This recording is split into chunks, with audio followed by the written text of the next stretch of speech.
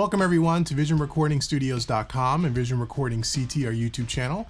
Today I want to talk to you a little bit about monitoring. This week I've gotten 2 different emails asking about my monitors, what kind of monitors I use, how do I reference my mixes, do I put my mixes on a CD and run them out to the car, how do I check them so they'll translate in all different types of systems, which is a pretty common question. It comes up a lot on the internet and I get lots of questions about it too this week in particular, so I wanted to address that. So the first thing is my monitoring system. So as you probably all know, and if you don't, you can look right behind me, you can see I have a PreSonus 16.4.2 Studio Live, which is what I use for my main interface. Okay, and out of the Studio Live, I have a pair of focals, which you can see in the background here, the Solo B6s. Those are my main monitors. They're a 6.5-inch woofer with a beryllium tweeter. Very transparent, very clean, very crisp, very well-balanced monitor. Little on the pricey side. They're about $1,300 a piece, about $2,600 a pair. But you don't have to spend that much to get accurate monitoring. I just happen to like those monitors. But you can use pretty much any monitor that you want for your main listening monitoring. You can, Mackie, KRK, Focal, and there's many other brands out there, JBL. Just go out to, a couple of places, take a listen, go to a couple of local studios, listen to what they're using, and develop your taste for what kind of monitors you like. Okay, so those are my main monitors. And I do most of my mixing inside of those main monitors, listening back to those, mixing in mono, of course, about 80% of the time. And if you're not sure why I mix in mono, I'll do another video on it. I have talked about mixing in mono in several of my other videos in my mixing series. Go back and take a look at those. But I mix most of my stuff in mono, which will help you accurately get a better mix as it relates to phasing issues, so on and so forth. And when you bring the mix back in stereo towards the end of the mix, things are going to be a lot more well balanced. So mixing in mono is a good idea. So I mix in mono through the focals. Once I get about 80% done through the mix, I will then check them on a few different sources, and everything is patched into my PreSonus Studio Live, so I never have to leave my control room and go into the car. So the first thing I check my mixes on, let me reach over here, is a pair of headphones. And these are the KRK KNS 8400 Pro headphones.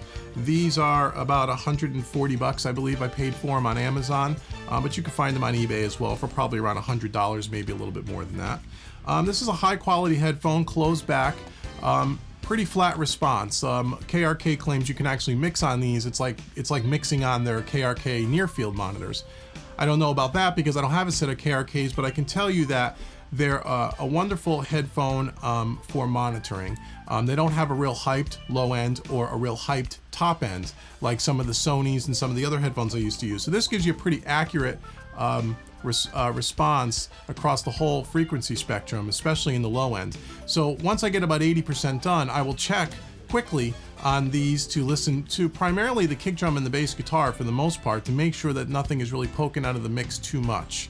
And if it is, then I make a little bit of an adjustment. So I always check everything on the KRKs first, but you can use really any set of headphones. I would just try to get something that is a flat frequency response, or as flat as you can get some studio monitoring headphones. And there's several companies that make them. KRK is just one, but I tend to like these. And again, they're about $140, $150. So that's the first thing I check these on.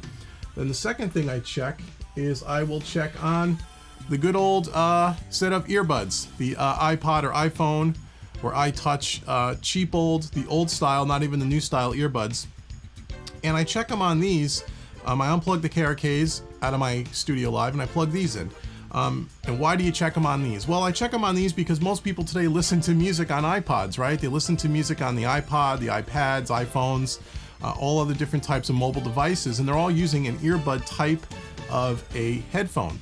There's higher quality earbuds that are out there made by Shure and a couple other companies, but the whole point was you wanted something that is not the best quality, something more of a low quality, and the Apple earbuds are not the greatest quality in the world.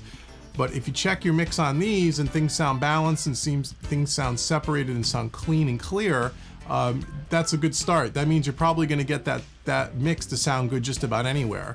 So again, I just unplug the KRKs and I plug these earbuds in and I check them there as well. Now again, you're not going to get the same low end as I would on my KRK headphones or on my Focal speakers, but you should be able to hear the kick, the click kind of poke through, you should hear the bass guitar, and it should be balanced with the other guitars or whatever other instrumentation, and making sure the vocals aren't too loud, or, you know, that they're loud enough and they sit on top of the mix, but they're not too loud and they poke through the mix. So it's a good reference tool. So cheap set of earbuds, you can buy these on eBay brand new for $6. So if you don't have these, you ought to get a pair of these along with your studio headphones. So that's a second reference system that I use, a second pair of headphones being earbuds. And then the last thing is I check all my mixes on, and this is, I don't know if you could see this, this is literally, I bought this on eBay brand new for $29. It is an old JVC, old school, back from the 80s and 90s boombox with a CD player on the top, and just AM FM radio, and it has an auxiliary input here on the back, if you could see that here, and that allows me to go out of my Studio Live, out of the control room outputs, which is RCA out, into 1/8 inch input, and now I can just flip back and forth on my Studio Live between my focals, my main monitoring system, and the boombox. So again, these probably have little 2-inch speakers in them. So, you know, the old saying is, if you could get it to sound good on a boombox, you could get it to sound good in a car, you can get it, it'll sound good anywhere. And that's pretty much true. So I check everything on this cheap old boombox. So again, if you don't have something like this, and you probably do, or maybe your kids have an old boombox lying around, or you have one from back in the day, a great way to check your mixes. This is a really nice way, a real easy way, real affordable way. Again, I bought this, I think, on eBay for literally $25, and I think $5 for shipping, brand new, right out of the box.